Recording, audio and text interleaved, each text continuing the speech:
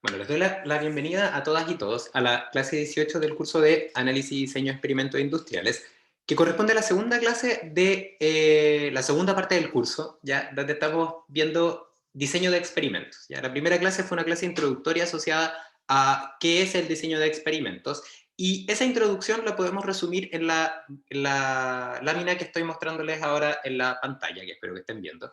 ¿Ya? Y que son este diagrama de proceso, este diagrama de bloques, perdón, que representa la idea del diseño de experimentos, ya que el diseño de experimentos tiene como meta, como objetivo final, entregarte una planificación de experimentación. No te va a decir de manera explícita cuáles son los reactivos que tienes que usar, ni cuál es el tamaño del reactor que debieses usar, porque eso tiene que ver fundamentalmente, como les decía, con las otras ciencias de la ingeniería que ustedes están estudiando en los distintos cursos que toman, ¿ya?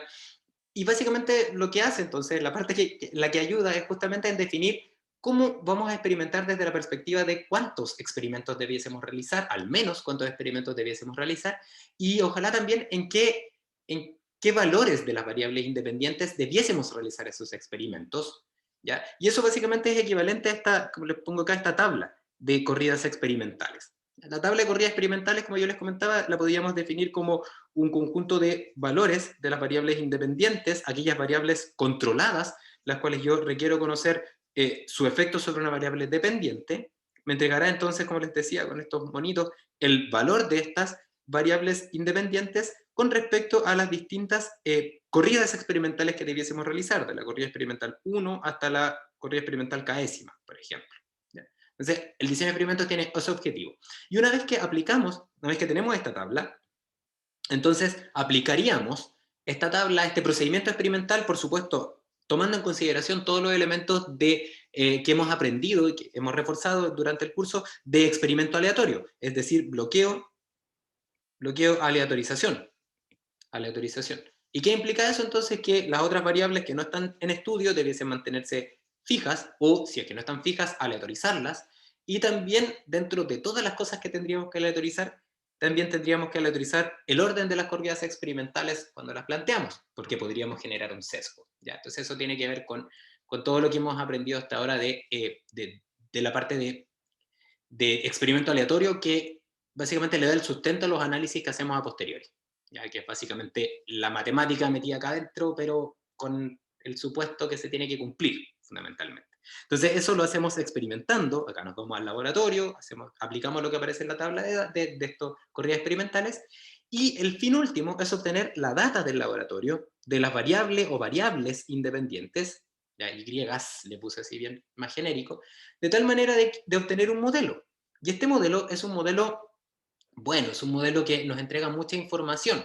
¿Ya? ¿Por qué nos entrega mucha información? Porque eh, sintetiza todo lo que aparece en esta tabla y su relación con respecto a los resultados experimentales en una ecuación o en un conjunto de ecuaciones que, por supuesto, este modelo tendríamos que analizarlo, y lo puse esta parte en gris y con una nube, porque esto lo vamos a ver un poquitito más adelante, ¿ya? En la parte de análisis de regresión o análisis de modelos de regresión, que es la segunda parte de esta segunda parte del curso. Y entonces, con este modelo analizado y validado, entonces tenemos la capacidad de obtener una forma sintética de tener la información y por lo tanto tomar decisiones con este modelo, en este caso, modelo matemático. Entonces, el diseño de experimentos tiene esta lógica, y en las corridas experimentales son este número de corridas experimentales, y el valor de las variables independientes tiene que ver con una planificación inteligente. ¿Ya? ¿Y cómo se entiende inteligente? Básicamente, pocas corridas experimentales que me entreguen mucha información. ¿Ya? Y como la información está asociada al modelo, porque vamos a obtenerla desde el modelo, entonces básicamente el diseño de experimentos, o sea, la forma de cómo definimos las corridas experimentales, está directamente relacionada con el modelo, porque las corridas experimentales inteligentes requieren entonces eh, ir un poco más adelante dentro de este diagrama y tener la capacidad entonces de planear las corridas experimentales tal que el modelo sea un buen modelo, que describa bien en mi sistema experimental. ¿Ya? Entonces, vamos a referirnos al modelo y luego seguimos avanzando en cómo el diseño de experimentos define las corridas experimentales, ¿ya? Entonces, hablando de modelos, y esta fue la última PPT que teníamos, ¿ya? Vamos a decir que el modelo fundamentalmente es una información, una forma de sintetizar la información para un determinado sistema. En este caso, un modelo generalmente ustedes se relacionan con ecuaciones, ya que pueden ser ecuaciones algebraicas, diferenciales, etcétera. Ya, entonces, existe una clasificación de los modelos. Existen muchas clasificaciones de modelos porque básicamente son ecuaciones y por lo tanto aplican las mismas clasificaciones de las ecuaciones, lineales, no lineales, algebraicas, diferenciales, etc. ¿Ya? Pero en este caso la clasificación que yo voy a hacer tiene que ver fundamentalmente con la concepción del modelo, con cómo se concibe un modelo. ¿Ya? Y vamos a definir como tres formas de concebir un modelo. ¿Ya? Un modelo lo podemos concebir a partir solamente de leyes físicas, ¿ya? Y en ese caso tendríamos un modelo que es de características fenomenológicas. ¿Ya? Y si ustedes, por ejemplo, se acuerdan de balance, por ejemplo, los modelos asociados a las leyes de conservación son modelos fenomenológicos. ¿Ya? Cualquier modelo basado en leyes de conservación, pura, solamente en leyes de conservación, por ejemplo, conservación de la materia, ya para un sistema de mezclado, por ejemplo, de dos corrientes que tienen determinadas composiciones, X1 y X2, F1 y F2, si queremos obtener un modelo que prediga el F3 y el X3, entonces sabemos que plantearíamos acá, por ejemplo, un sistema mezclado simplemente, un balance de materia por componente y un balance de materia total, y entonces tendríamos un sistema de ecuaciones que describe una variable dependiente a partir de una variable independiente. Ese modelo sería un modelo fenomenológico, ¿ya? Porque se basa fundamentalmente, para obtenerlo, solamente en leyes físicas. Por otro lado, tenemos el caso completamente opuesto, que tiene que ver con los modelos que se conciben solamente a partir de datos, ya que las leyes físicas, por supuesto que importan, pero la concepción del modelo se define a partir de datos que tengo disponibles de un experimento, por ejemplo. ¿Ya? Y aquí están, estos modelos se clasifican como, se denominan también como modelos de regresión, y si en algún momento ustedes han escuchado los términos de inteligencia de máquina o sea, aprendizaje de máquina o machine learning o inteligencia artificial, todos esos modelos están dentro de este paraguas de modelos de regresión, ya que son modelos que, teniendo mucho dato, obtengo un modelo. ¿Ya? Acá en este caso, para el modelo fenomenológico, uno lo que hace es, a partir de leyes físicas, ¿ya? De conocimiento asociado a la física, química, biología, etc., obtenemos una ecuación. En cambio, en los modelos de regresión, nos basamos en un conjunto de datos, en una nube de datos. A partir de esa nube de datos, entonces obtenemos una descripción de esos datos de manera matemática. ¿Ya? Y esto se parece mucho entonces a esta PPT que les había mostrado hace un momento, porque el modelo lo vamos a obtener a partir de la data experimental. Entonces los modelos que vamos a trabajar nosotras y nosotros son modelos de regresión, ya basados en datos. Y existe un tercer conjunto de modelos que, de acuerdo a su concepción, se clasifican como híbridos, ya que básicamente toman partes de los modelos fenomenológicos y otras partes de los modelos de datos. ¿Ya? Entonces esos son los tres modelos que hay. Entonces vamos a definir o vamos a ser capaces de sintetizar cuando hablemos de modelo, matemáticamente lo vamos a definir de esta forma, como una expresión matemática, f generalmente de función, ¿ya? Que va a depender de las variables independientes, las cuales queremos, las variables independientes controladas, que son con respecto a las cuales queremos obtener el efecto que tienen en la variable dependiente, y de los parámetros. ¿Ya? Entonces nosotras y nosotros vamos a trabajar con regresión, y esta va a ser nuestra forma de representar. ¿Ya? Para quedar un poco más clara la idea de esta diferencia entre los tipos de modelos, ¿ya? Yo les quiero mostrar esta slide donde básicamente definimos dos características de los modelos que nos ayudan a entender un poco más esta diferenciación. Cuando hablamos de un modelo, y entendiendo un modelo como una ecuación, un conjunto de ecuaciones, la ecuación o el conjunto de ecuaciones, desde el punto de vista de cómo la presentamos o cómo la observamos, por ejemplo, escrita en un cuaderno o en un paper, en un libro, podremos diferenciar a su vez esta ecuación en dos. ¿Ya? La primera clasificación o diferenciación podría ser asociada a su estructura, a su forma. ¿Ya? Me pongo en el caso del ejemplo que les di fenomenológico, de que estaba acá, de la mezcla. El balance de materia por componente y total tiene una forma definida, ¿no es cierto? Uno dice entrada menos salida igual a acumulación. Entonces, básicamente esta ley física, ya llevada a una ecuación, nos va a indicar que este modelo tiene una determinada forma asociada a flujos de entrada, flujos de salida y expresiones diferenciales, ya que de m, por ejemplo, a de t, expresiones diferenciales que entonces dan cuenta de cómo es la forma de la ecuación. Una variable menos otra variable igual a una ecuación, una diferencial. A eso me refiero entonces con la estructura. ¿Ya? Y por otro lado, los modelos también necesitan parámetros, ya que básicamente son aquellos elementos que podríamos decir aquí le dan peso, ¿ya? O aparecen en esta estructura, en cada una de las partes de la estructura del modelo. Por ejemplo, nuevamente en el caso de este sistema, de esta ecuación basada en balances de materia, podríamos decir, por ejemplo, que si en el caso de este sistema que estamos haciéndole el balance de materia total, por ejemplo, la densidad se mantiene constante, ¿ya? Entonces, por ejemplo, aquí podríamos poner en vez de un dm a dt, podríamos poner, por ejemplo, un dv a dt multiplicado por una densidad. ¿Ya? Entonces, ese elemento, por ejemplo, si la densidad se mantiene constante, podría ser considerado un parámetro, ¿ya? Porque no varía. Entonces, cada elemento de la estructura de un modelo tiene o no asociado parámetros y tiene, o no, y tiene, por supuesto, variables, ya que son los elementos que varían. Por ejemplo, una variable es el flujo de entrada, flujo de salida es otra variable, el volumen es otra variable, y en este caso, como les decía, la densidad sería un parámetro puesto que no varía. ¿Ya? Entonces, los modelos los podemos clasificar dentro de una ecuación asociando las dos partes que componen una ecuación en su estructura, como aparece, y los parámetros, ya que corresponden a los elementos que aparecen dentro de estos elementos que conforman la estructura. Y aquí hay dos ejemplos. ¿Ya? En este caso, por ejemplo, tenemos un modelo que relaciona la variable x con la variable y. ¿Ya? Si se fijan, este modelo tiene el mismo número de parámetros, beta 1 y beta 2. ¿Ya? Y yo voy a tener que obtener esos parámetros de alguna forma, o los voy a conocer de antemano.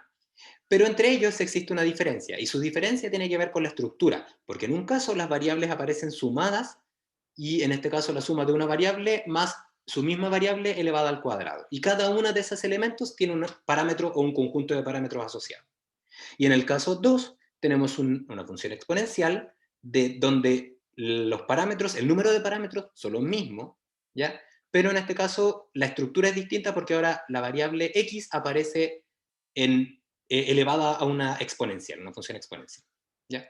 Entonces, cuando hablamos de la concepción, la definición y la clasificación de los distintos modelos de acuerdo a su concepción, ¿ya?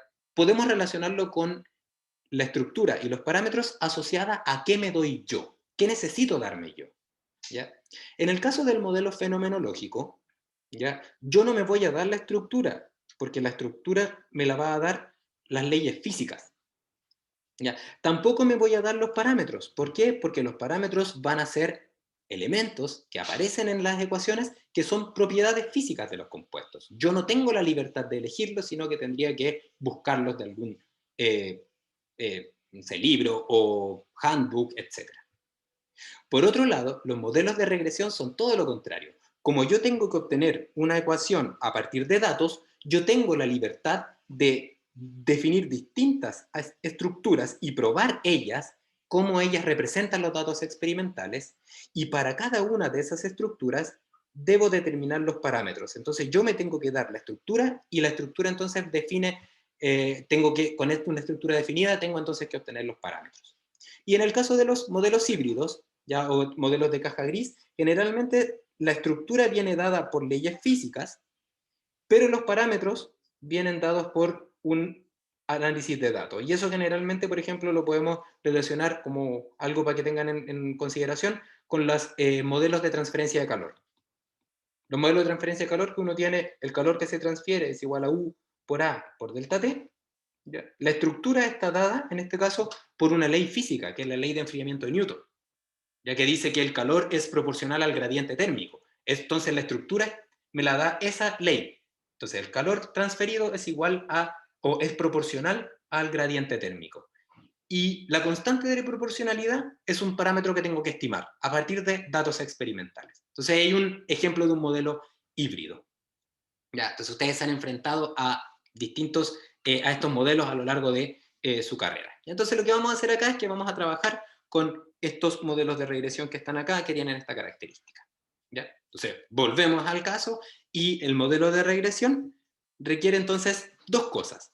Definir una estructura, y con esa estructura, como les comentaba, obtener los parámetros con los datos experimentales. ¿Ya? Y esa es como la base del diseño de experimentos. ¿Ya? Porque, como les comentaba acá, el modelo al cual queremos llegar define las corridas experimentales. Entonces, si queremos plantear un diseño de experimentos con corridas experimentales inteligente, pocas corridas experimentales y mucha información, requiero entonces entregarle el modelo que me gustaría llegar. El problema es que generalmente los modelos se obtienen después. Así que hay una especie como de qué es primero, luego la gallina. ¿Ya? Y entonces lo que vamos a ver es una técnica, que es el diseño de experimentos factorial, que asume un modelo inicial para obtener esta tabla. ¿Ya?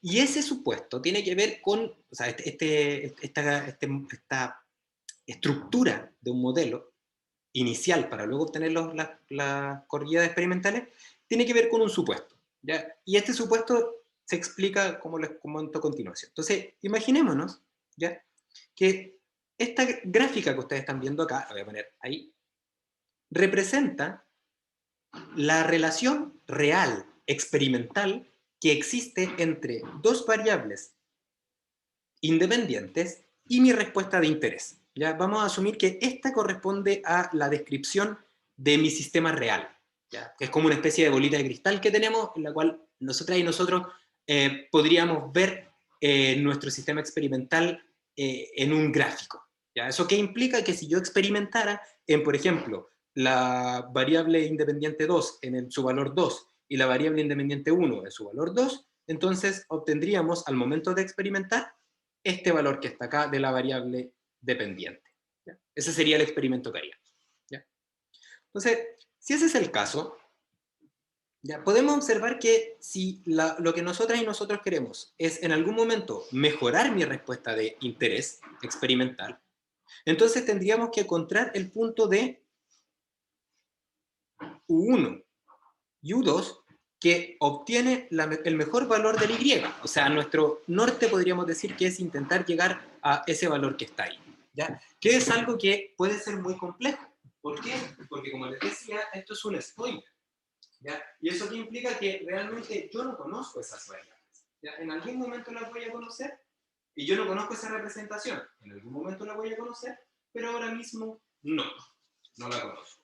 Entonces, mi objetivo es intentar obtener esa descripción experimental a partir de esta experimentación que vamos a realizar. ¿Ya? Y la forma de cómo vamos a proceder es la siguiente. Denme un momento, por favor, que necesito conectar mi computador y no encuentro mi cable. Aquí está. Denme solo un segundo, por favor. Estoy. Ya llegué. Ok, ahí sí. Si no, nos quedamos sin ver. Ya, entonces.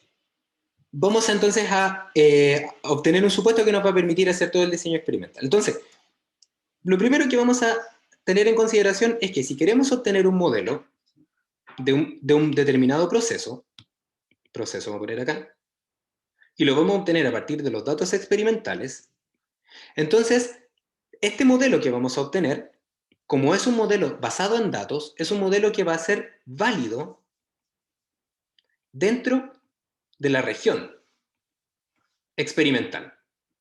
¿Qué quiere decir eso? Que si experimentamos entre la temperatura entre 0 y 50 y la presión entre 10 y 20, ese modelo es válido dentro de esa región experimental. Podemos interpolar, pero no podemos extrapolar. O sea, podemos, pero con todos los posibles errores que podamos cometer.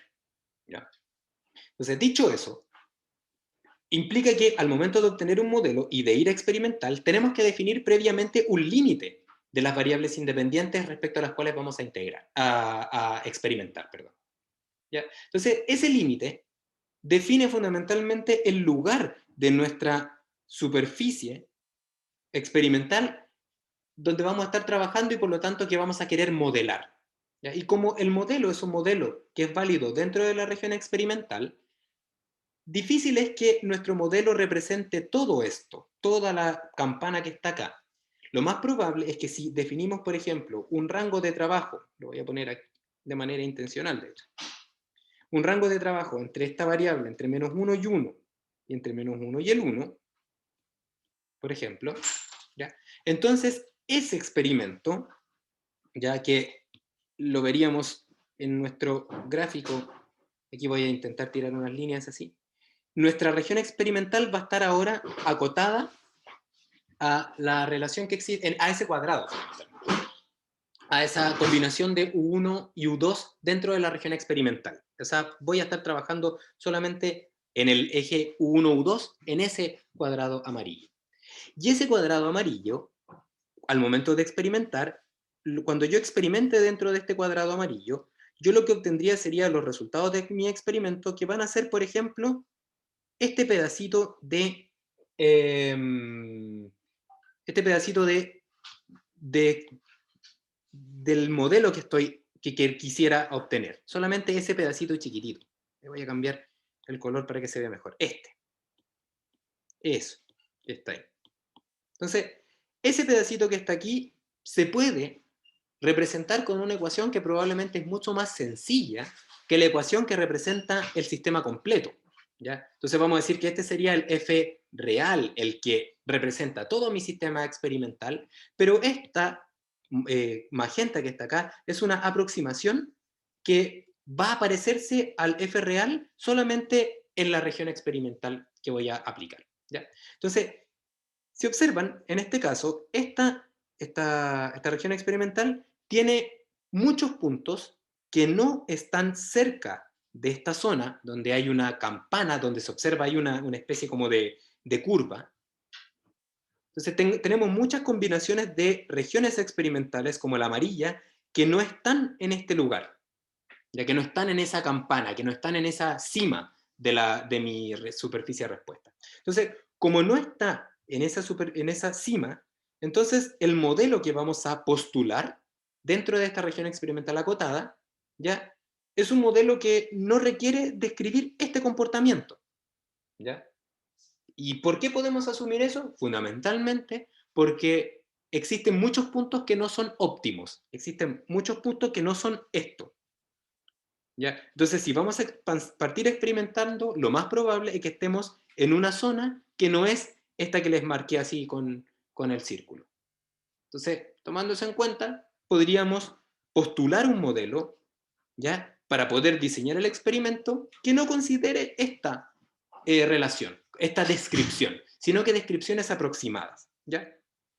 Y si ustedes se acuerdan, existe una expresión, una herramienta que se ocupa en cálculo, probablemente en Mate 1, ¿ya? Que es la expansión de Taylor, ¿no es cierto? Y una expansión de Taylor, si ustedes se acuerdan, por ejemplo, si queremos representar Y, el f real de U1, U2, nosotros realmente lo que vamos a tener es una aproximación. Y una aproximación que podemos usar, como les decía, es Taylor, y Taylor lo que dice, ya de manera muy sencilla, es que dice, si por ejemplo hacemos una aproximación de Taylor, voy a obtener que Y aproximado, vamos a poner acá así con una colita de chancho arriba que diga que es aproximado, es igual al Y0, ¿ya? Más, y aquí aparecen los elementos asociados a Taylor, ¿no es cierto? Que Taylor dice sería de I a de U1 por un U1 menos U1, 0, más de I a de U2, ¿no es cierto? Por U2 menos U2, 0,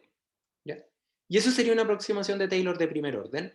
Y luego aparecen otros términos, y aparece otro término que me interesa, que es más la derivada cruzada, ¿no es cierto? Que sería 1 partido por 2 factorial, sí, sí, ¿no es cierto? Que sería de 2i a du1, du2, u1 menos u1, 0, por u2 menos u2, 0, y luego aparece el otro término que es las segundas derivadas con respecto a u1 y a u2, ¿no es cierto? Sería de 2i a du2, o sea, de u1, 2, un medio factorial también, u1 menos u1, 0, al cuadrado, más lo mismo, 1 factorial, de 2i a du2, eso y que tendríamos u2 menos u2, 0, al cuadrado. ¿Ya? Eso es una aproximación de Taylor de segundo orden. Y esa aproximación de Taylor, si a ustedes les gusta la matemática y les gusta la álgebra, el álgebra, pero también les gusta la geometría, esta expresión algebraica, ¿ya? Es aquella que describe, por ejemplo, una zona como esta. ¿Ya? ¿Por qué? Porque básicamente esta zona que está acá se representa con estas u al cuadrado y u al cuadrado. ¿Ya? Esto es una parábola y en este caso sería un paraboloide porque son en más de una dimensión. ¿Ya?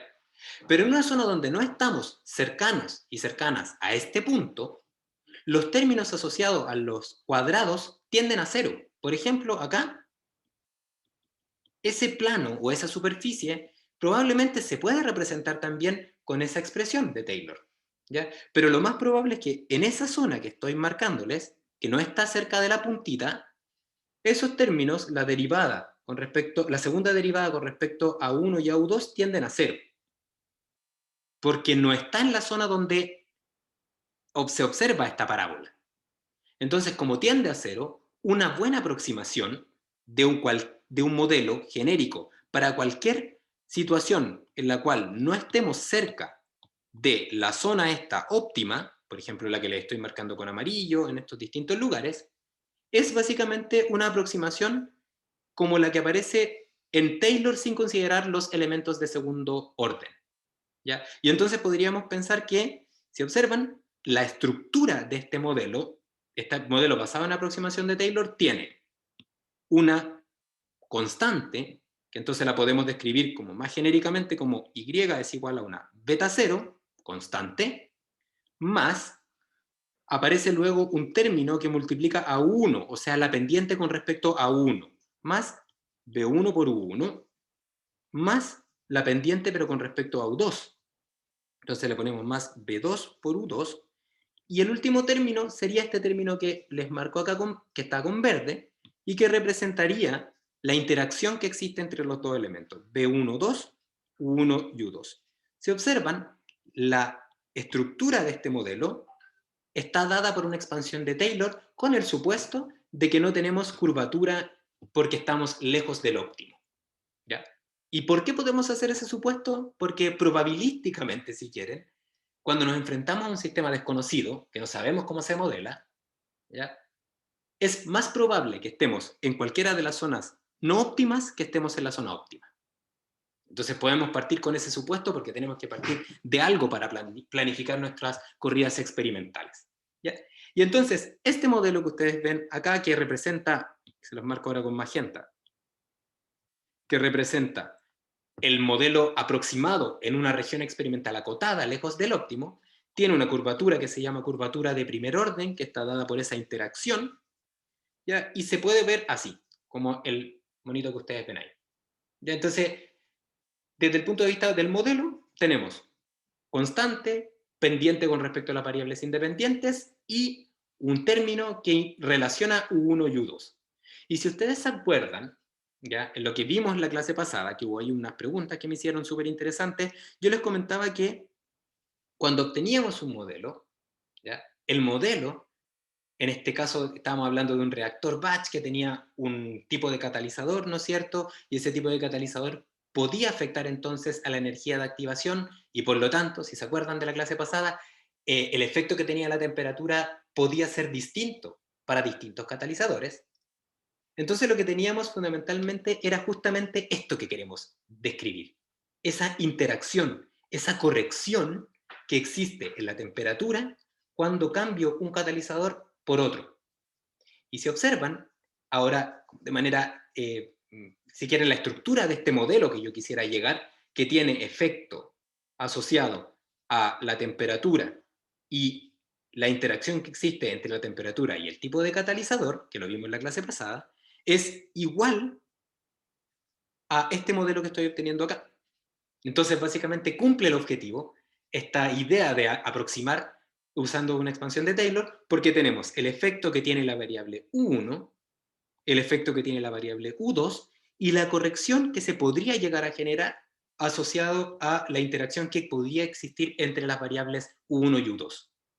Si tuviésemos 3 dimensiones, básicamente tendríamos la interacción entre U1 y U3 y U2 y U3. ¿Ya? Y la expansión de Taylor en 3 dimensiones también incluiría un término de interacción entre U1, U2 y U3, una derivada en ese caso de I3 a D1, DU2, DU3. D3I a D1, U2, DU3. ¿Ya? Entonces, cumple con esta condición. Queremos definir un modelo que describa efectos y sus interacciones y está basado en algo más o menos firme, que es una expansión de Taylor. ¿Ya? Entonces, lo que viene a continuación, ¿ya? Si esta parte se entiende, ¿sí? Entonces, lo que viene a continuación es fundamentalmente hablar entonces acerca de qué significan estos elementos, estos parámetros, y entonces cómo los relaciono con un diseño de experimentos, ¿ya? Solamente para entender el concepto. Entonces, lo primero que vamos a tener claro es que cuando experimentemos y obtengamos un modelo, nuestro modelo va a sumar distintas variables que tienen distintas ecuaciones. Perdón, distintas unidades. En este caso, por ejemplo, Kelvin y ppm, por ejemplo. Grados, o grados Celsius y porcentaje peso-peso, ¿ya? Porque estamos hablando de temperatura y concentración, ¿ya? Entonces, si ese es el caso, lo mejor antes de trabajar con un modelo es adimensionalizar, ¿ya? De tal manera de que todo quede en un rango comparable, porque es difícil comparar Kelvin con ppm, pero no es tan difícil comparar estas variables cuando estas variables están en en una misma escala. Entonces lo que vamos a hacer es que vamos a adimensionalizar o normalizar, ¿ya? Y la normalización o adimensionalización va a estar referida al rango en el cual vamos a realizar los experimentos, ¿ya? Si, por ejemplo, vamos a trabajar con una temperatura que va a estar entre un valor bajo, por ejemplo, 20 grados Celsius, y alto, por ejemplo, 60 grados Celsius, entonces vamos a decir que nuestro rango de la temperatura va a ser de 40 grados Celsius, ¿no es cierto? Mayor menos el menor. Y esto va a ser grados Celsius. Entonces, la forma de cómo vamos a dimensionalizar, vamos a definir entonces que una temperatura adimensionalizada va a tener unidades de rangos medios.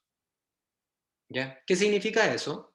¿Ya? Que si, por ejemplo, estamos en el centro de la región experimental, que en este caso sería 40 grados Celsius, ¿ya? Entonces vamos a definir que el 40 grados Celsius, vamos a poner acá, por ejemplo, una gráfica para que se entienda, aquí está la temperatura y acá está la temperatura adimensionalizada. Entonces, para 40 grados Celsius voy a ponerle un valor 0, porque estoy en el centro de la región experimental. Entonces, cuando esté trabajando con 20 grados Celsius, voy a asumir que, si se fijan, de 40 a 20 hay la mitad del rango, porque el rango completo son 40 grados. ¿Ya? Entonces voy a decir que la distancia que hay entre el valor central y el valor inferior, que es la mitad del rango, lo voy a definir como una unidad adimensional. Entonces voy a poner un -1 acá. Y por otro lado, cuando me vaya al 60 grados Celsius, voy a tener otro rango medio, y entonces voy a obtener acá el valor 1. Entonces, esta línea de adimensionalización va a transformar grados Celsius en unidades adimensionales que representan rangos medios. ¿Ya? Entonces, entre -1 y 0 va a haber la mitad del rango experimental, y entre el 0 y el 1, la otra mitad del rango experimental. ¿Ya? Por lo tanto, entre -1 y 1, lo lógico es que haya el rango completo de experimentación, porque básicamente vamos a trabajar en ese rango. ¿Ya? Entonces, de esa forma, todas las variables en unidades de ingeniería van a pasar a ser variables que van entre -1 y 1, ¿ya? Donde esa unidad de esta variable dimensional representa un rango medio. La ecuación de la recta está descrita acá, ¿ya? Que va a ser entonces la ecuación de la recta de cualquier variable adimensional va a ser U, va a ser igual entonces adimensional U menos el U en el centro, partido por el rango de U, partido por 2, rango medio. ¿Ya? Entonces, lo que les muestro acá representa entonces las variables adimensionalizadas, ya están entre menos 1 y 1. ¿Ya? Y en este caso les muestro un modelo, ya que en este caso es un modelo que no tiene interacciones, ya para entender qué significa la interacción y cómo se ven geométricamente. Entonces, en este caso, por ejemplo, para este problema, para este modelo que tiene solamente 3 parámetros y que no tiene interacciones, tenemos entonces que este plano se representa por un intercepto, B0, más una derivada con respecto a t y una derivada con respecto a c. ¿Ya? Y en este caso los valores son los que aparecen acá. ¿Ya? Entonces básicamente lo que podemos observar es que si graficamos este plano, vamos a observar algo como lo que ustedes están viendo acá, donde básicamente esto que representa, está representando por ejemplo en el 0,0, y si yo tiro una línea hasta arriba, voy a observar que en el 0,0 aparece entonces el 25. ¿Por qué 25? Porque, claro, si yo reemplazo 0 y 0, voy a obtener I igual a 25, B0. ¿Ya? O sea, básicamente el B0 representará entonces la posición con respecto a la cual existe donde está el plano. ¿Ya? Y luego tenemos entonces las relaciones asociadas a las pendientes. Que el BT sea 5, ¿qué significa? Que si nos fijamos solamente la temperatura, y entonces, por ejemplo, tomamos cualquier valor de la temperatura y, por ejemplo, el valor entre menos 1, de acá, o sea, todo lo que vemos acá, y el 1, que todo lo que vemos allá, entonces el cambio, solo por efectos de la temperatura, sería en este caso de 10 puntos. ¿Por qué de 10? Porque esta pendiente es con respecto al rango medio. ¿Ya? Por lo tanto, si pasé de una temperatura de menos 1 hasta 0, el delta va a ser de 5 y el otro delta, para llegar entonces de 0 a 1, va a ser de otros 5. Por lo tanto, la pendiente total, cuando recorro todo el rango de temperaturas, va a ser un incremento de 10 puntos respecto, a la unidad de la variable dependiente. ¿Ya? Y lo mismo entonces con la concentración. ¿Ya? Si queremos verlo mejor, podemos analizarlo de esta manera, ¿ya? Que es más fácil quizás. En este caso que les muestro, son curvas de nivel para la concentración. Entonces estoy viendo temperatura en función de en este caso, rendimiento de la reacción. Y como les explicaba, el primer elemento, que es el intercepto, ya nos indica entonces dónde está este plano. Podemos ver aquí dos ejemplos donde tenemos las mismas pendientes pero distintos interceptos. ¿Qué significa el intercepto? El lugar donde el valor que toma el plano cuando todas las variables son cero. Acuérdense, cero en este caso asociada al centro de la región experimental. ¿Ya? Entonces, el segundo elemento corresponde a las pendientes, y como les explicaba, las pendientes representan entonces cómo varía la variable dependiente en función del cambio de la variable independiente, en este caso temperatura, que podemos observar que la pendiente de la temperatura es 5, lo que implica que si, por ejemplo, la concentración está en menos 1, entonces me fijo en la línea roja de arriba, y entonces voy a tener una temperatura que cuando la temperatura estaba en su nivel más bajo, por ejemplo en 20 grados Celsius, que era lo que habíamos puesto como ejemplo, entonces tenemos un rendimiento de un 22%. Y si, manteniendo la concentración, ya aumentamos la temperatura hasta los 60 grados Celsius, entonces es de esperar que nuestro sistema nos entregara un aumento de la temperatura de 10 puntos, o sea, este 32 que está ahí. ¿Por qué? Porque la pendiente es 5 y estoy avanzando en dos unidades, un rango medio y un segundo rango medio. Y lo mismo lo podemos ver desde el punto de vista de las concentraciones. O sea, si ahora dejamos fija la temperatura, ¿no es cierto? Por ejemplo, trabajamos con la temperatura en su nivel más alto, entonces lo que vamos a observar es que la pendiente de C, que es menos 2, que está allá, indicaría entonces que cuando paso desde una concentración de 1 hasta una concentración de 0, entonces lo que voy a hacer es que en este caso, como aumenté la concentración, lo que hizo fue disminuir mi variable dependiente de 32 a 30 y de 30 a 28. ¿Ya? Porque la pendiente está ahí. Todo es básicamente ecuación de la recta, pero en este caso con plano.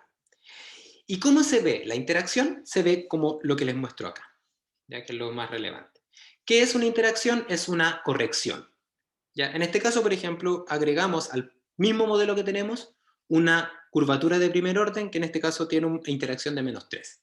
Entonces, fíjense que desde el punto de vista geométrico, lo que pasa es que el plano inicial que teníamos, donde las pendientes, se fijan, la pendiente que yo tenía con respecto a la temperatura, que era de 5, es la misma independientemente del valor de la concentración. Pero ahora, cuando tengo interacción, esa pendiente cambia. Porque si se fijan, la pendiente con respecto a la temperatura, si tenemos concentración -1 es esta.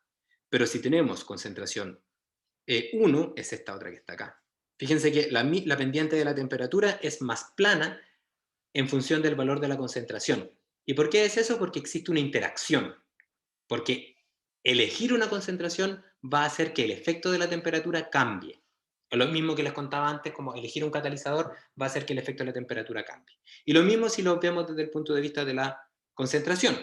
Si nos fijamos ahora, por ejemplo, con la línea amarilla, para una temperatura baja, la concentración tiene un determinado comportamiento. Por ejemplo, fíjense que tiene un comportamiento de, a medida que cambiamos de una concentración alta a una concentración baja, el rendimiento disminuye. Pero fíjense que si ahora yo elijo una temperatura alta, ¿ya? Entonces lo que pasa es que ahora cambia el efecto es contrapuesto. Ahora, al disminuir la concentración, lo que pasa es que la respuesta aumenta. Entonces, ¿por qué es eso? Como les decía, por el efecto que hay asociado a la interacción. ¿Ya? Y eso tiene que ver, se puede explicar a partir de, bueno, de hallazgos fenomenológicos, ¿ya? Pero matemáticamente eso se puede representar de esta manera, con este término de interacción, ¿ya? Y básicamente, si quieren verlo nuevamente como unas curvas de nivel, fíjense que ahora, lo mismo que les comentaba antes, fíjense que las pendientes son distintas con respecto a la temperatura para distintas concentraciones. Entonces, vamos a tener, por ejemplo, para concentración, en este caso la concentración alta de 1, vamos a obtener esta pendiente, fíjense, esta. Y para concentración baja, de -1, tendríamos una pendiente súper pronunciada, y ya es la pendiente que les marco con amarillo. Esa. Entonces, claro, para distintas concentraciones el efecto de la temperatura cambia. Entonces, geométricamente uno puede entender las cosas de esa manera y teniendo en consideración lo siguiente, que es súper relevante. Estas pendientes ahora, que yo les muestro acá, la pendiente de T5 y de C-2, siguen apareciendo, pero solamente van a aparecer cuando estemos trabajando en esta línea que está acá. O sea, si por ejemplo, fíjense, en este caso tengo la concentración en su nivel 0, entonces lo que va a pasar es que este término se va a ir a 0, este término se va a ir a 0, y entonces esa va a ser la descripción de la temperatura. O sea, va a tener una pendiente de 5. ¿Ya? Lo mismo si hacemos con la temperatura. Si la temperatura la fijamos en 0, entonces la relación que existiría entre esas curvas de nivel va a tener una pendiente de -2. Y en los otros casos, ya por ejemplo, si la concentración va ahora a -1 o a 1, lo que va a pasar es que con respecto a esta pendiente 5, voy a sumarle 3 o restarle 3, dependiendo de la selección de la concentración. ¿Ya? Si se fijan, por ejemplo, si defino una concentración de -1, o sea, estoy en el rango inferior de la concentración, entonces yo le pongo acá un -1, y entonces al reemplazar me quedaría que el y va a ser igual a, bueno, un beta 0 más el beta t, que va a ser 5 por la temperatura, más este término que es una constante, así que más, bueno, bc por -1, que es una constante, y aquí aparecería entonces el término de la interacción, que es -3, por -1, que corresponde al valor de la concentración, por t. O sea, voy a tener entonces que esto se representa como una constante B0 gorrito, porque es la suma de estas dos. ¿Ya? Y aquí tendríamos más 8 veces T. O sea, aumenté el efecto que tiene mi respuesta cuando la concentración es más baja, porque tiene una interacción asociada. O sea, al parecer, utilizar concentraciones bajas implica que el sistema se hace más sensible a la temperatura. Y usar concentraciones altas, por otro lado, hace lo contrario. Porque ahora la pendiente, en vez de ser 8, sería en este caso 2. ¿Por qué 2? Porque estaríamos entonces con el efecto contrapuesto de la interacción. Entonces, ese es el efecto que tienen las interacciones desde el punto de vista, geométrico, ¿ya? Y básicamente, como físicamente, lo que estamos hablando es que la variable gana o pierde insensibilidad de acuerdo al valor de la otra variable. La temperatura es más o menos sensible o genera cambios más o menos importantes en la variable respuesta, dependiendo del valor que decidí la concentración. Entonces, básicamente, esta forma de representar matemáticamente mi sistema ya está basada en un concepto muy universal, que es una expansión de Taylor, con un supuesto de que estamos lejos del óptimo, ¿ya? Y esta expresión, que tiene términos constantes, que tiene términos asociados a los efectos y principales de las variables y sus determinadas interacciones, parece ser una buena herramienta para describir lo que yo quería describir, que es cómo afectan mis variables independientes en mi respuesta y cómo se puede describir la interacción que existe entre estas variables, o sea, esta corrección que se hace en el efecto de la temperatura cuando selecciono uno u otro catalizador. ¿Ya? Entonces, si esto les queda medianamente claro, ¿sí? ¿Sí? Entonces, voy a asumir que sí. Podemos decir entonces que tenemos como, en resumen, que en una zona lejana a este punto óptimo de curvatura cuadrática, la superficie de respuesta se puede ser asimilado a un plano de una curvatura como esta de primer orden. ¿Ya?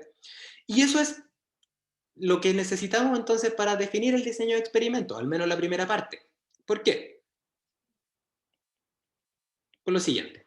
Cuando definíamos las corridas experimentales, tenemos que definir dos cosas: el número de corridas experimentales y el valor asociado a las variables independientes que vamos a implementar en esas corridas experimentales.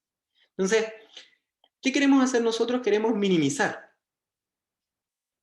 el número de corridas experimentales. ¿Por qué? Porque más corridas experimentales implica más recursos asociados a realizar la experimentación.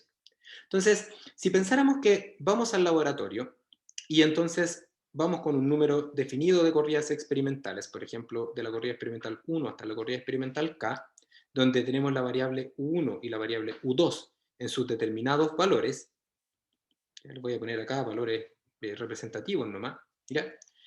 Lo que yo voy a obtener es el valor experimental de la variable dependiente en las distintas corridas experimentales, de la I1 a la IK. Entonces, con estos valores que están acá, más los valores de las variables, ahora yo tengo que obtener los parámetros. Y los parámetros son, en este caso, incógnitas de este modelo. Incógnitas. Parámetros B0, B1, B2 y B12 son incógnitas, porque tengo que definirlos ahora, pues ya definí la estructura, y entonces ahora lo que tengo que hacer es definir esto. Denme un momento que se me borró esto. Tengo que hacerlo todo de nuevo. Un momento. ¿Ya? Entonces, estábamos conversando, perdón, es que se me acaba de borrar la tabla, pero no importa. Entonces teníamos U1, U2, acá estaba acá, 1 hasta la corrida experimental K-décima, y acá estaba Y, desde Y1 hasta YK. Entonces, como les decía, ahora lo que nos queda, ya que definimos una estructura a partir de este supuesto de Taylor, era definir los parámetros, que son incógnitas. Y cuando yo quiero conocer incógnitas, tengo que definir ecuaciones. Entonces, si tengo 1, 2, 3 y 4 incógnitas, tengo que definir al menos 4 ecuaciones para poder definir 4 parámetros. Entonces, si tengo que definir 4 ecuaciones, podría entonces intentar utilizar los datos experimentales que tengo. Entonces podría decir, como los mismos parámetros describen las K corridas experimentales, las 10, las 20, las que sean corridas experimentales que hice, son los mismos parámetros, entonces podríamos plantear que esta ecuación es válida para cada punto experimental. Eso implica entonces que yo tendría YI, o sea, la respuesta en la corrida experimental iésima va a describirse de acuerdo al B0 más B1, U1 en la corrida experimental iésima, más B2 por U2 en la corrida experimental iésima, más B12, U1i por U2i. Y si yo tengo 4 incógnitas, entonces esas 4 incógnitas se pueden describir con un sistema de 4 ecuaciones, por lo tanto podría utilizar solamente las 4 corridas experimentales que de las K corridas experimentales podría sacar solamente 4, y ese sería el mínimo número de corridas experimentales que yo tendría que plantear. Entonces, el diseño de experimentos, que requiere conocer un modelo previamente, conocido el modelo, me permite indicar el número de corridas experimentales mínimas. ¿Ya? Y ese número de corridas experimentales mínimas correspondería al número de parámetros. Entonces aquí tenemos la primera respuesta. Entonces si tengo un modelo de 4 parámetros, entonces necesito al menos 4 corridas experimentales. Si tengo más, es mejor, porque gano en representatividad. Pero diseño experimento, corrida experimental inteligente, tenemos una cota inferior, ¿ya? Que sería equivalente al número de parámetros. Y como el modelo que tengo ya tiene una forma definida, también tiene un número de parámetros definido, ¿ya? Entonces, si estamos pensando, por ejemplo, en una dimensión, entonces lo que obtendríamos como planteamiento inicial o como supuesto inicial es que tendríamos que obtener una recta. ¿Por qué una recta? Porque si estuviésemos en una sola dimensión, entonces si acá está la variable experimental y acá está la única variable controlada que tenemos, lo más probable es que exista algo como esto. Acá está el valor óptimo. Pero lo más probable también es que nosotros estemos trabajando en esta zona, o en una zona cualquiera menos esta, porque hay un solo óptimo y muchos valores que no son óptimos. Desde ese punto de vista, todas estas secciones, aplicando Taylor, se pueden definir como en este caso una recta, y una recta tiene 2 parámetros. Por lo tanto, si tenemos una sola dimensión, podríamos entonces plantear como número mínimo de corridas experimentales 2. Si tengo 2 dimensiones, entonces nuestra región experimental, que antes era entre un U1 low y un U1 up, ahora sería la intersección de estos dos límites, inferior y superior. ¿Ya? Y entonces, ¿qué tendríamos que tener claro? Que si tengo dos variables independientes, entonces requiero 4 corridas experimentales mínimas. ¿Ya? Y las cuales tendrían que realizarse dentro de la región experimental. Y la región experimental, como les decía, en este caso sería este cuadrado. Y antes la región experimental era esa línea. ¿Ya? Y si tuviésemos más, por ejemplo, en este caso, más dimensiones, en este caso 3 variables independientes, entonces el problema sería un poco, el modelo sería un poco distinto, pero no mucho respecto a lo que yo esperaría obtener, porque en este caso, en vez de tener esta superficie con curvatura de primer orden, ya sería una superficie con curvatura de primer orden para distintos valores de esta variable U3, o sea, como una especie de parametrización con respecto a U3, ¿ya? Y eso sería una especie, se llama hipersuperficie, ya cuando tengo más de una variable, cuando más de 2 variables, 3 en adelante. ¿Ya? Y las ecuaciones que describen, por ejemplo, una hipersuperficie de 3 variables independientes es esta. Y es igual a beta 0 más los efectos de las variables independientes, B1, U1, B2, U2, B3, U3, entonces las pendientes respecto a cada una de las variables, más las derivadas cruzadas, aplico Taylor básicamente acá, B12, U1, U2, B13, U1, U3, más B23, U2, U3, y aparece también una derivada cruzada de los 3 elementos, que sería B1, 2, 3, U1, U2, U3, que matemáticamente son las derivadas, pero fenomenológicamente, físicamente, representan las interacciones que existirían entre estas variables. ¿Ya? Y, por ejemplo, en este caso, ya, si tenemos 3 variables independientes, entonces cuando experimentamos tenemos que definir el rango para estas 3 variables independientes, entre un valor bajo y un valor alto, para las 3 variables independientes. Y eso implicaría que mi región experimental estaría acotada por las intersecciones entre el rango de la variable U1, ¿ya? Voy a borrar y podemos rayarlo bien.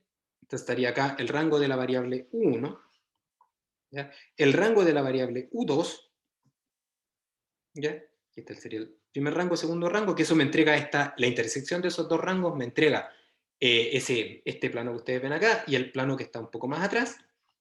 Y tenemos que intersectarlo también con la tercera variable, en este caso independiente, que corresponde al U3 y que en este caso sería límite mínimo y máximo, que sería este. Y entonces la intersección de estos tres rangos experimentales sería este cubo. ¿Ya? Y este cubo es donde estaríamos experimentando. Y cada combinación de elementos que hay dentro de este cubo sería una posible corrida experimental. ¿Cuántas corridas experimentales yo tendría que plantear dentro de este cubo? 1, 2, 3, 4, 5, 6, 7 y 8, porque tengo 8 parámetros. Entonces, al menos tengo que plantear 8 corridas experimentales. ¿Ya? Entonces, si observan, con n igual 1, una variable independiente, tengo que plantear 2 corridas experimentales mínimas. Con n igual 2, tengo que plantear 4 corridas experimentales mínimo. Y con n igual 3, o sea, con 3 variables independientes, tengo que plantear 8 corridas experimentales. Entonces, la generalización de este diseño de experimento que se llama factorial es esta. El número mínimo de corridas experimentales es 2 elevado a n, siendo n el número de variables independientes con respecto a las cuales yo quiero obtener el efecto en la variable dependiente. ¿Ya? Si tengo 3 variables independientes, tengo que tener 8 corridas experimentales. ¿Y por qué son esas 8 corridas experimentales? Porque mi modelo, basado en la expansión de Taylor, tiene 8 parámetros. Ya que sería un intercepto, 3 efectos principales, 3 interacciones binarias y una interacción ternaria. Ahí estarían entonces los parámetros asociados a los efectos de esto. Y entonces, con esto, somos capaces entonces de identificar una regla que nos permite diseñar un experimento inteligentemente, que básicamente nos dice cuál es el número mínimo de corridas experimentales, basado en esta expansión de Taylor. Entonces, el número de corridas experimentales mínimas, 2 elevado a n. Y la pregunta que queda, recuerden que tenía dos partes, número de corridas experimentales, y lo otro era el valor de estas corridas experimentales, que es dónde se hacen, se tienen que hacer en el lugar que me permita entonces representar la región experimental. Porque si ustedes se acuerdan, lo que yo les comentaba un poco antes, me voy a devolver hasta cuando estábamos hablando de modelos, decíamos que era, creo que, ahí sí. Decía que era válido dentro de la región experimental mi modelo. Por lo tanto, si es válido dentro de la región experimental, si yo defino que voy a trabajar con la temperatura en 20 y en 40, y esa es la única variable que voy a usar, y tengo que realizar 2 corridas experimentales, de cajón entonces, una corrida experimental la tengo que hacer en 20 y la otra en 40. Porque si la hago en 30 y en 40, entonces mi modelo va a ser válido entre 30 y 40. Y si yo quiero que sea válido entre 20 y 40, requiero entonces que esas 2 corridas experimentales mínimas que voy a plantear tendrían que estar una en el límite inferior y la otra en el límite superior. ¿Ya? Y es justamente lo que aparece acá, al final. ¿Dónde planteamos las corridas experimentales? En los extremos. ¿Por qué? Porque si no la planteo en los extremos, no es representativa de toda la región experimental que está acotada por los extremos. Eso quiere decir entonces que si tengo 2 corridas experimentales, por lo tanto n es igual a 1, solamente una variable independiente, entonces la corrida experimental va a ser en valor bajo y la otra en el valor alto. Si tengo 2 variables independientes, 4 corridas experimentales entonces, estas van a estar definidas en los límites de la región experimental, que serían los vértices de este cuadrado. Y si es que estoy en 3 dimensiones, entonces las 8 corridas experimentales corresponden a los vértices de este cubo, que representa la región experimental. Entonces, básicamente con eso podemos definir que nuestra tabla de valores, ¿ya?, para un diseño experimental con corridas experimentales mínimas, ¿ya?, va a ser el siguiente. Con esto vamos entonces a definir esta tabla. Perdón. vamos a definir esta tabla. Un momento, añadir página. Entonces acá estamos. Vamos a hacer esta tabla que está acá, fíjense. Entonces, vamos a partir. Vamos a completar esta tabla entonces. Aquí está la tabla. Y entonces lo que vamos a hacer es preguntarnos, ¿cómo sería la tabla si es que yo tengo una sola variable independiente? Entonces, si nos acordamos, vamos a pensar que todo esto lo tenemos adimensionalizados, y adimensionalizar implica que U1 adimensionalizado se mueve entre -1 y 1, pero que eso implica que U1 real en variable de ingeniería va a ser valor bajo y valor alto. Por ejemplo, 20 grados Celsius y 60 grados Celsius, como ejemplo. Entonces, si tuviésemos que diseñar un experimento con corridas experimentales mínimas para una sola variable, de acuerdo a este método de diseño de experimento factorial, entonces el experimento 1 estaría en la posición -1, o sea, en 20 grados Celsius, y el experimento 2 en la posición 1, o sea, 60 grados Celsius. ¿Voy a experimentar en ese orden? No, no tengo por qué. ¿Ya? La idea es aleatorizarlo. Yo acá solamente es un orden de una tabla que luego el orden de experimentación tiene que ser distinto a este caso, porque tenemos que aleatorizarlo. Entonces me pregunto ahora, ¿qué pasa si tengo ahora temperatura y ahora le agrego la composición? Entonces tengo que agregar una segunda variable. Lo voy a poner con azul ahora. U2. ¿Ya? Y esa segunda variable U2, entonces va a generar otra columna en la tabla, y como tengo otra columna en la tabla, como tengo entonces más variables, tengo que agregar más corridas experimentales. ¿Cuáles serían estas? La corrida experimental 3 y la 4. ¿Por qué? Porque tengo 4 variables. Entonces me fijaría en este cubo, y cuáles serían las combinaciones. Entonces sería, para la temperatura, tendríamos que tener una combinación en -1 y en 1 para el valor más bajo de la composición, para -1. Entonces fíjense que tendríamos -1 para la temperatura y 1 para el valor más bajo de la composición, o sea, para -1 y para -1, y luego lo mismo pero acá arriba, ahí. Entonces sería temperatura en -1 y en 1, pero ahora para la composición en 1. Entonces acá le ponemos, agregamos entonces un -1 y un 1, y aquí un 1 y un 1. Y entonces recuerden que ese 1 y -1, para el caso de U2, -1 y 1, estaría entonces en variable de ingeniería, por ejemplo, entre 20 y 40 ppm. Son equivalentes. ¿Ya? Y entonces ahora usted dice, pero y entonces, ¿esto qué implica? Que si yo le pongo acá un U3, que sería una tercera dimensión, o sea, ahora estoy trabajando en 3D, como es, ¿tendría que hacer 8 corridas experimentales? Sí.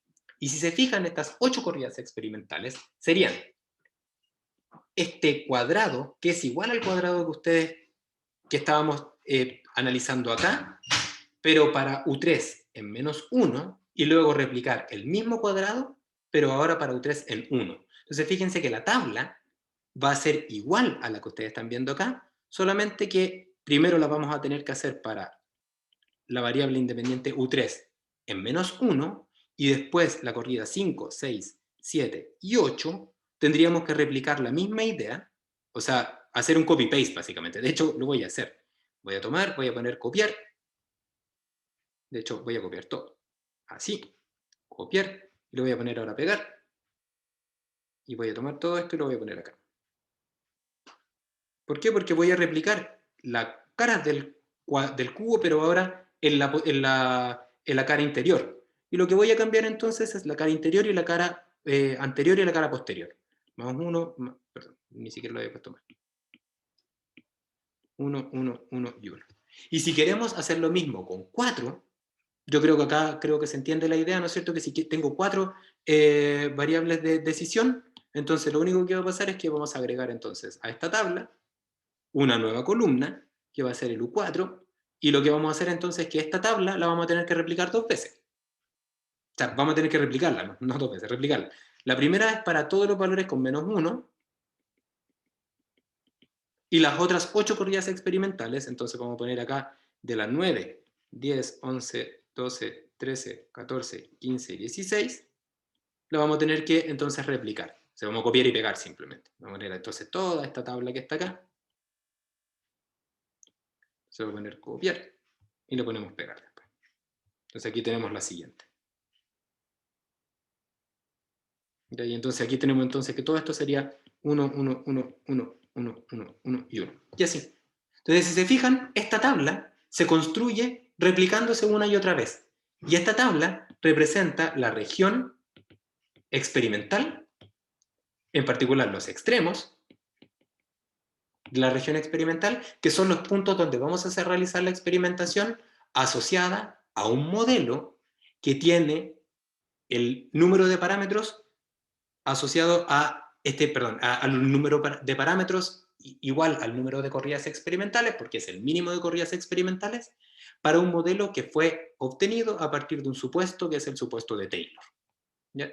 Asumiendo entonces esa condición, ya que estamos lejos del óptimo. Y si con esto estamos listos y listas, entonces si ahora aparece una pregunta que podrían hacer ustedes, que es del tipo, ¿y por qué usted asume que está lejos del óptimo? Porque yo todo esto lo he hecho ese supuesto, es siempre partido de esa base. ¿Qué pasa si tengo la fortuna de que cuando experimento, defino mi región experimental y resulta que estoy justamente en el punto óptimo, resulta que justamente estoy en este valor de acá? ¿Qué pasa? ¿Es válido todo lo que acabo de hacer? De eso justamente se encarga esta parte que yo lo dejé acá con nube, que les había dicho, esta parte la vamos a dejar con nube porque la vamos a ver más adelante. Si es que tomo los datos, obtengo un modelo, obtengo los parámetros y resulta que me di cuenta que tuve la fortuna de que estoy en este punto que yo pensaba que no iba a estar, entonces la herramienta que se encarga de analizar eso corresponde a esta parte de acá, que se llama análisis de modelo. Entonces el análisis de modelo lo que dice es, si es que el modelo que obtuve se ajusta a mis datos experimentales, entonces paso a esta zona de información y toma de decisiones. Y si es que no, entonces lo que tengo que hacer es iterar. Y probablemente la iteración incluya, más que cambiar de modelo y regresar al diseño de experimento para volver a definir otras corridas experimentales. ¿Ya? Entonces, todo esto es básicamente el concepto fundamental del diseño de experimentos. ¿Ya? No alcanzamos a ver la parte del cálculo de los factores, les van a subir la ayudantía igual el lunes, pero el martes vamos a tomar esa ayudantía y la vamos a resolver para entender cómo se calculan estos parámetros, ¿ya? Porque es aplicar una receta fundamentalmente, ¿ya? Entonces con esto terminamos la clase de hoy. Les pregunto si tienen dudas, si les quedó claro la idea del diseño de experimentos. Ya igual les pongo acá básicamente que después lo que tendríamos que agregar acá sería ya sea más variables independientes, que generalmente no se hacen más de este número de variables independientes, y de hecho hay formas de disminuir el número de corridas experimentales, y acá entonces tendríamos las Y. O sea, con esa tabla iríamos a experimentar en un orden aleatorizado. ¿Ok? Entonces, si no tenemos dudas, si les queda claro, entonces nos veremos nosotros y nosotras el próximo martes con la aplicación de estos elementos a partir de esta tabla para obtener los parámetros. ¿Ya? Nos vemos, que tengan un muy buen fin de semana, que estén muy Chao, bien. profe. Chao, chao. Chao, profe. Chao, profe. Adiós.